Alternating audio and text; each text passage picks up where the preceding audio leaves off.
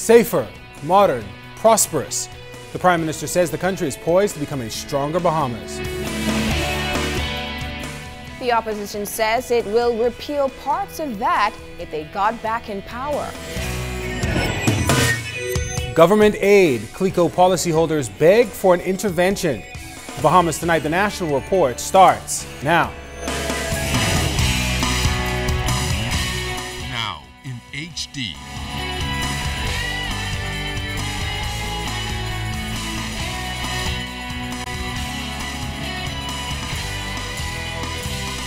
ZNS Network presents The Bahamas Tonight. This portion of the news brought to you by BTC Everyday. The Prime Minister defends government's Stronger Bahamas initiative, which has been slammed by critics. Good evening, everyone. I'm Charisma Robinson. And I'm Chris Saunders. Thank you so much for joining us. The Stronger Bahamas initiative was intended to chart the way forward for the country through the creation of a national plan while involving a wide cross-section of Bahamian society. The Prime Minister launched the program 3 weeks ago in his budget communication, and the program was immediately met with skepticism from various quarters. Opal Roach tonight talks to the architect of the program that will essentially make the country a stronger Bahamas. My Bahamas is a place where I will be educated and prepared for the future, where there will be jobs and opportunity for Bahamians. Some have referred to it as a propaganda meant to launch the PLP's election campaign. But the initiative, as outlined by Prime Minister the Right Honorable Perry Christie, boils down to an effort to motivate all Bahamians to participate in the way ahead.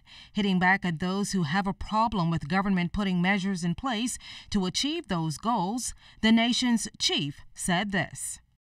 One of the requirements of governance is to be able to ensure that the people understand what your programs are. And in the process, to get them to know that the programs can only be successful to the extent that they are aware of them and they get involved in helping with the programs. That's what a strong Bahamas is, a stronger Bahamas, a more prosperous Bahamas, a more peaceful Bahamas. It is exhorting the people of our country to understand that the government is putting in place policies and programs and initiatives, but those will depend on the extent to which they understand them and they know them. And when you live in an archipelagic country, an island nation, people have broken perceptions. And so it's important, therefore, that we have an information program where people are informed of what we're doing. And another part of building a stronger Bahamas is extending the exemption on customs duty for building material in certain parts of New Providence and across the islands.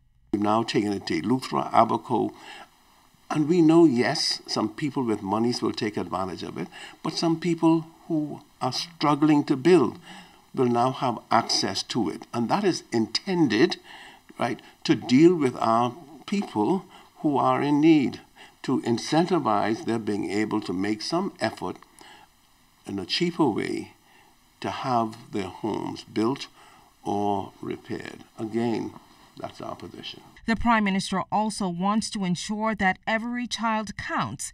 That includes students with behavioral challenges. Every day we know we live in a country where there are challenges with our young, being unemployed, being involved in crime, needing education, needing jobs. And that's the focus for us. And in building a stronger Bahamas, government says your voice counts. On the Stronger Bahamas webpage, government is asking for your input as it moves to build a better country. I'm Opal Roach, ZNS Network News. Free National Movement leader Dr. Hubert Minnis wrapping up debate for his side on the budget this morning. He said the FNM hopes to create a new and better Bahamas if given a chance. And he outlined a number of initiatives that he hopes to implement. Janine Noel Ferguson reports. Free National Movement leader Dr. Hubert Minnis voted against last year's budget, which included the implementation of a value-added tax. But during his budget contribution Monday, the opposition leader took a different position. An FNM government, Mr. Speaker, will repeal VAT on breadbasket items, all baby, and children's clothing, electricity, water, all health coverage, and insurance. Minnis also took the government to task over the mortgage relief program that he says has failed. Thousands of Bahamians who pinned their hopes of saving their homes on the PLP assurances have been disappointed, and some left homeless as their homes were sold.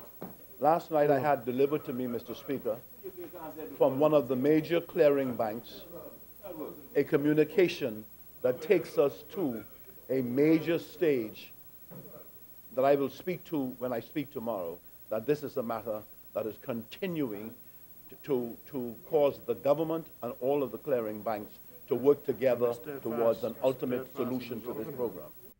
Minnis continued his attack on the government, claiming that crime and unemployment remains out of control. And while the government pushes for a stronger Bahamas, Minnis says they want a new and better Bahamas. He ended his contribution speaking to the CLECO issue, pledging to resolve it. Debate continues on the budget. Janae Noel Ferguson, ZNS Network News. Now, those CLECO policyholders were hoping to spur government to action. They staged a demonstration outside the halls of Parliament today. And the group says some policyholders have died and many are still struggling, but still cannot claim funds tied up in the company. Tonight, Cleopatra Murphy tells us that they are urging government to come to their aid. Irate CLECO policyholders braved the rain Wednesday morning as they demonstrated in Parliament Square, demanding answers from government on when relief would come for more than 13,000 Bahamians left floundering when the insurance company went into liquidation in February 2009. Placards in hand and chanting, "We need our money, CLECO." 6.5 years after the liquidation and 2 administrations in, Bishop Simeon Hall says the matter needs to be resolved. My church had me insured, okay? Put in some annuities, and the money has gone to buy racetrack in Florida.